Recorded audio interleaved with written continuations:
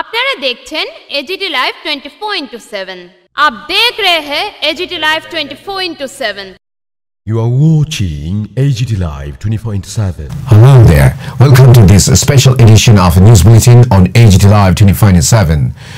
Deposed Prime Minister of Bangladesh, Sheikh Hasina, has been handed a death penalty on 17 November 2025. And in this regard, Bangladesh's interim government has cited the India-Bangladesh extradition treaty, that is 2013, for the return of ousted Prime Minister Sheikh Hasina following the death sentence pronounced by the International Crimes Tribunal, that is ICT, to former Prime Minister. And Bangladesh's interim government has cited the India-Bangladesh extradition treaty, that is 2013, for the return of the ousted leader. The three-member tribunal also delivered its judgment against two of Hasina's aides, former Home Minister Asaduzzahman Khan Kamal and the former police chief Chaudhry Abdullah Al-Mamun, over the same charges. Al-Mamun was produced before the tribunal. The former Bangladesh Prime Minister was found guilty on 3 counts of preventing justice, ordering the killing of protesters, and failing to take measures to stop punitive killings. Quote-unquote, "We have decided to inflict her with only one sentence, that is, sentence of death," Judge Ghulam Murtuza Mazumdar read to the packed court in Dhaka.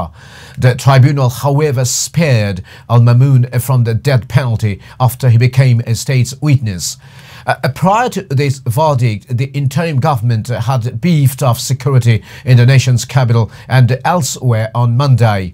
Parliamentary border guards and police were deployed in Dhaka and many other parts of the country, as Hasina's Army League party called for a nationwide shutdown on Monday to protest against the verdict, calling the tribunal a kangaroo court. Hasina and Khan face charges of crimes against humanity for the killing of hundreds of people during a student-led uprising in July and August of 2024. The tribunal last week fixed Monday for delivering the verdict as reports of explosions of crude bombs and arson led to the disruptions of clashes and transportation across the country after the lockdown called for by Hasina's party. As the tribunal was set to convene Monday morning, the former ruling party called for the shutdown again, with Hasina in an audio message urging her supporters not to be nervous about the verdict. Hasina has survived at least 19 assassination attempts during her decades-long political career since 1981. The verdict comes amid local media reports that new explosions of crude bombs in Dhaka, including one in front of the house of an advertiser equivalent to a cabinet minister on Sunday. Meanwhile, Dhaka's police chief Sheikh Mohammed Sajjad Ali issued a shoot-on-sight order if anyone attempts to torch vehicles or hurl crude bombs. The directive came as nearly 50 arson attacks, mostly targeting vehicles, and dozens of explosions of crude bombs have been reported nationwide over the past week. 2 people were killed in the arson attacks, and local media reported. In a statement issued from hiding in India, Hasina said the verdict verdicts announced against her have been made by a rigged tribunal established and presided over by an unelected government with no democratic mandate. Quote-unquote, "They are biased and politically motivated," she said. She also continues, "Its guilty verdict against me was a foregone conclusion," Hasina said in a statement, claiming she would be willing to attend a fresh trial outside her home nation. Continues, "I'm not afraid to face any accusers in a proper tribunal where the evidence can be weighed and tested fairly," she said. That is why I have repeatedly challenged the interim government to bring these charges before the International Criminal Court, that is ICC, in The Hague.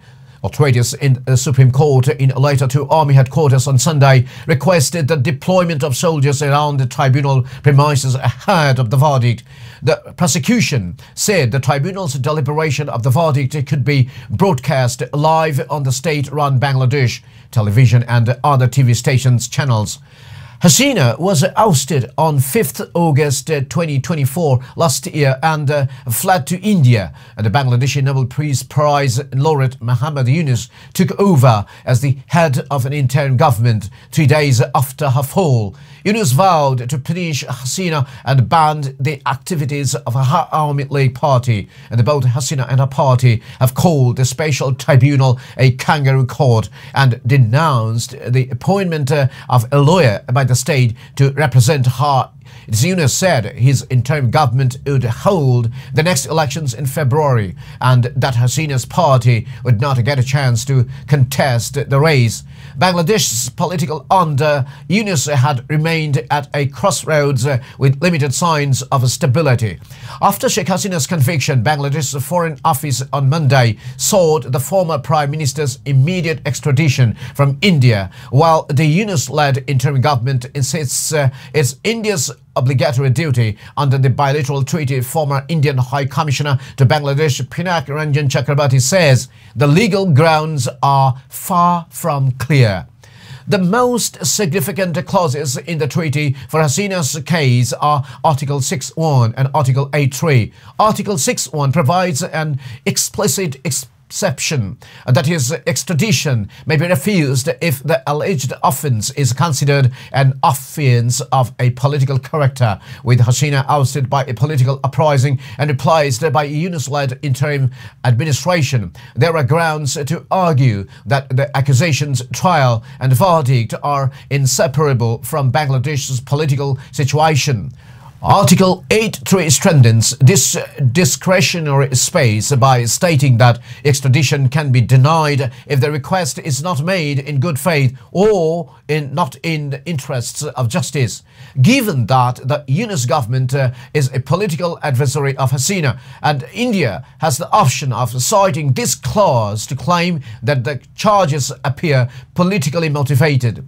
If things come to such a head, and Bangladesh may attempt to invoke Article 6.2, which provides an exception to the political offence bar. However, for this to succeed internationally or diplomatically, Dhaka would need to demonstrate that the charges were brought in good faith.